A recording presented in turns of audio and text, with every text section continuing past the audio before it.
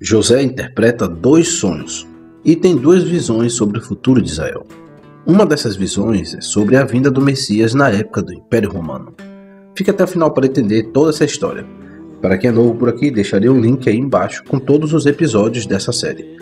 Eu me chamo Hudson e vamos para mais um episódio das Lendas dos Judeus. José na prisão.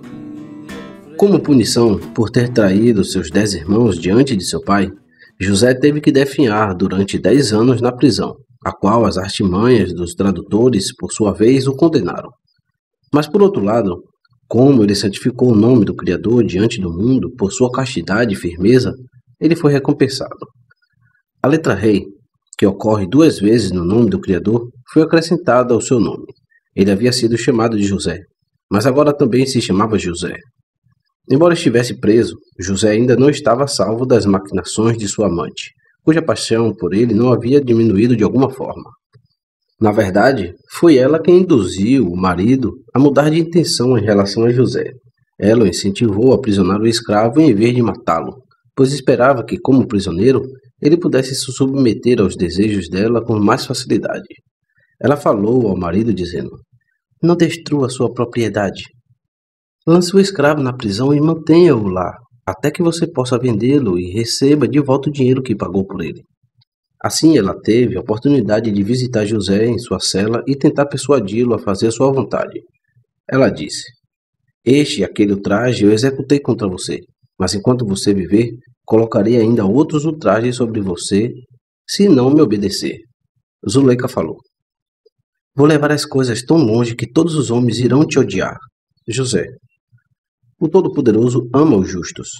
Zuleika: "Vou te vender para uma terra estranha." José: "O Criador preserva os estrangeiros." Então ela recorreria às tentações para obter seu desejo. Mas ele disse: "Melhor é permanecer aqui do que estar contigo e cometer uma transgressão contra o Criador." Essas visitas a José na prisão, Zuleika, continuaram por muito tempo, mas quando finalmente ela percebeu que todas as suas esperanças eram vãs, ela o deixou em paz. Assim como a senhora persistia em seu amor por José, o senhor dele, o marido dela, também não conseguia se separar de seu escravo favorito. Embora prisioneiro, José continuou a administrar as necessidades de Potifar e recebeu permissão do guardião da prisão para passar parte de seu tempo na casa de seu senhor. De muitas outras maneiras, o carcereiro mostrou-se bondoso para com José. Vendo o zelo e a consciência do jovem na execução das tarefas que lhe eram atribuídas, e sob o encanto de sua beleza encantadora, ele tornou a vida na prisão o mais fácil possível para seus pupilos. Ele até pediu para eles pratos melhores do que a comida comum na prisão, e achou supérfluo cuidar de José, pois não havia nada de errado nele e observou que o Criador estava com ele, nos dias bons e nos dias ruins. Durante muito tempo, o povo não falou senão da acusação levantada contra José pela sua amante. A fim de desviar dele a atenção do público, o Criador ordenou que 2 altos oficiais, o mordomo-chefe e o padeiro-chefe, ofendessem seu senhor, o rei do Egito, e eles foram colocados sob custódia na casa do capitão do Egito, o guarda. Agora o povo parou de falar sobre José e falou apenas do escândalo na corte. As acusações feitas aos nobres prisioneiros eram de que eles haviam tentado cometer violência contra a filha do faraó e conspiraram para envenenar o próprio rei. Além disso, eles se mostraram negligentes em seu serviço. No vinho que o mordomo Mor entregou ao rei para beber, uma mosca foi descoberta, e o pão colocado na mesa real pelo padeiro-chefe continha uma pedrinha. Mas por causa de José foi ordenado pela providência divina que o rei primeiro os detivesse na prisão antes de ordenar sua execução.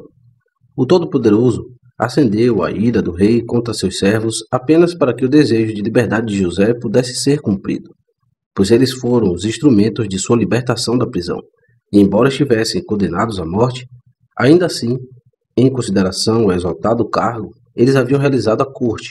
O guardião da prisão concedeu-lhes privilégios, pois, por exemplo, um homem foi designado para atendê-los, e o nomeado para isso foi José. O mordomo, o chefe e o padeiro estavam presos há 10 anos. Quando tiveram sonho ambos, mas quanto à interpretação, cada um sonhou apenas a do sonho do outro. Pela manhã, quando José lhes trouxe a água para se lavarem, ele os encontrou tristes, deprimidos, E à maneira dos sábios, perguntou-lhes por que naquele dia eles pareciam diferentes dos outros dias. Eles lhe disseram: tivemos um sonho esta noite, e nossos dois sonhos se assemelham em certos detalhes, e não há ninguém que possa interpretá-los. E José disse-lhes: o Todo-Poderoso concede entendimento ao homem para interpretar sonhos. Peço-lhes, conte os seus sonhos. Foi como recompensa por atribuir grandeza e crédito àquele a quem pertence que José mais tarde alcançou sua posição elevada. O mordomo-chefe passou a contar seu sonho. No meu sonho, eis que uma videira estava diante de mim, e na videira havia 3 ramos, e era como se ela florescesse e suas flores brotassem, e os seus cachos produzissem uvas maduras, e o copo de Faraó estava na minha mão. E tomei as uvas e espremi-as no copo de Faraó, e entreguei o copo na mão do Faraó. O mordomo-mor não sabia que seu sonho continha uma profecia a respeito do futuro de Israel, mas José discerniu o significado recôndito e interpretou o sonho assim. Os 3 ramos são os 3 pais, Abraão, Isaque e Jacó, cujos descendentes no Egito será redimido por 3 líderes, Moisés, Arão e Miriam. E o cálice entregue nas mãos de Faraó é o cálice da ira, que ele terá que beber no final. Quando o padeiro-chefe ouviu a interpretação do sonho do copeiro, ele soube que José havia adivinhado seu significado corretamente, pois ele havia visto a interpretação do sonho de seu amigo, e começou a contar a José o que havia sonhado naquela noite. Eu também estava em meu sonho, e eis que 3 cestos de pão branco estavam sobre minha cabeça, e no cesto mais alto havia todos os tipos de carnes assadas para Faraó. E os pássaros os comiam do cesto sobre minha cabeça. Também este sonho transmitiu a profecia a respeito do futuro de Israel. Os 3 cestos são os 3 reinos aos quais Israel será sujeito: Babilônia, Média e Grécia. E o cesto superior indica o governo perverso de Roma, que se estenderá por todas as nações do mundo, até que venha o pássaro, que é o Messias, e aniquile Roma. Novamente José manteve a profecia em segredo. Ao padeiro-chefe, ele deu apenas a interpretação que se referia à sua pessoa, mas foi desfavorável para ele, porque através de seu sonho, José foi informado do sofrimento que Israel teria que suportar. E tudo isso aconteceu, como José havia dito, no 3º dia. No dia em que explicou o significado de seus sonhos aos 2 ilustres prisioneiros, nasceu um filho ao faraó, e para celebrar o alegre acontecimento, o rei organizou um banquete para seus príncipes e servos durante 8 dias. Convidou-os, e a todo o povo para sua mesa os recebeu com esplendor real. A festa começava no 3º dia após o nascimento da criança. E nessa ocasião, o mordomo-chefe foi restituído em honra ao seu cargo de mordomo, e o padeiro-chefe foi enforcado, pois os conselheiros do faraó descobriram que a culpa não era do mordomo, que a mosca caiu no vinho do rei, mas o padeiro foi culpado de descuido ao permitir que a pedra entrasse no pão.